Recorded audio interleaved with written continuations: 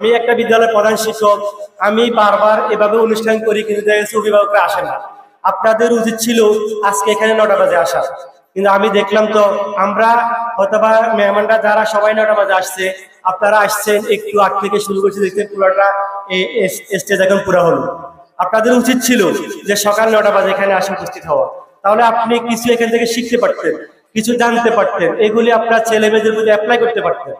আপনাদেরকে আজকের অনুষ্ঠানটা মূলত এইটাই, আপনি এখানে আসছেন 2টা জিলাপি নিয়ে যাবেন, এটা না, এটার জন্য অনুষ্ঠান না। কিন্তু এখানে অনুষ্ঠান শিক্ষণীয় একটা অনুষ্ঠান। ছেলে মেয়েকে মানুষ করতে হলে শিক্ষক এককভাবে পারবে না, আপনি অভিভাবকও পারবেন না। আপনাদের দুইজনের যোগাযোগে কিন্তু আপনার ছাত্র, আপনার ছেলে মেয়ে মানুষ হবে।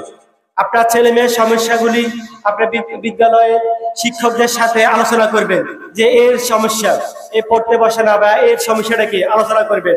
তারা আপনাদের সাথে যোগাযোগ করে বসে আপনার ছেলেকে মানুষ করতে পারবে। আপনি এটা মাথায় রাখবেন।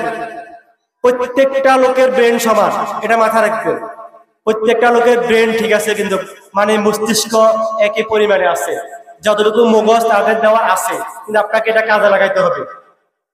আপনি দেখেন কিছু ছেলে মেয়ে লেখাপড়া করে ডাক্তার ইঞ্জিনিয়ার হচ্ছে, আবার কিন্তু দেখেন সে আবার হাতে নাতে কাজে, মনে করেন সে একটা মেকানিক্যাল কাজে সে ভালো কিছু করতেছে, কারণ তার ব্রেন, একজনের ব্রেন একদিকে কাজ করে। আপনার বাচ্চার ব্রেন কিরকম আপনি বুঝেন। এই শিক্ষকদের সাথে সার্বক্ষণিক যোগাযোগ রাখবেন। আর আমি এখানে যা শুনতে পারছি, আসলে প্রতিষ্ঠান চালাতে গিয়ে অনেক টাকা পয়সা, অনেক কিছু প্রয়োজন হয়।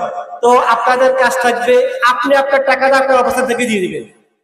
আপনার যে মাসিক বেতন ধার্য করা আছে, আপনি 1 মাসে 300 টাকা হলে 300 টাকা প্রতি মাসে দিয়ে দিবেন। আপনি 12 মাসের জন্য একসাথে হলে 3400 টাকা হয়ে যাবে। সেটা আমার জন্য বোঝা। দেখেন আমি চাকরি করি, আমি 3400 টাকা একসাথে দিলে আমার নষ্ট হবে। কিন্তু তো আপনারা এটা খেয়াল রাখবেন যে বাচ্চাদের মাসিক বেতনগুলি অন্তত মাসে মাসে 10 তারিখের ভিতরে বা 5 তারিখের ভিতরে যদি পে করে, তাহলে আপনার জন্য কিন্তু বোঝা হয় না, আর প্রতিষ্ঠানটা চলতে কোনো সমস্যা পেতে হবে না। তো আপনারা আসছেন, অনেক কষ্ট করে এখানে আসছেন, ধৈর্য সহকারে আসলে সকলের কথা শুনতেছেন। আসলে আমি এক জায়গায় যাবো, তা আমি বলছি আমি চলে যাবো, তা আমি আর এখন একটু পর থেকে আমি চলে যাচ্ছি, এখানে থাকতেছি না। তো আপনারা এখানে আসছেন, ধৈর্য সহকারে কথাগুলি শুনছেন, আরো কতক্ষণ কথা শুনবেন, দিক নির্দেশনামূলক কথা শুনবেন, এগুলি আপনাদের কাজে রাখবেন। তো আসার জন্য সকলকে ধন্যবাদ, আন্তরিকতা, সকলকে কৃতজ্ঞতা জ্ঞাপন করে আজকের মতো আমি আমার সংক্ষিপ্ত আলোচনা করছি। ধন্যবাদ সকলকে।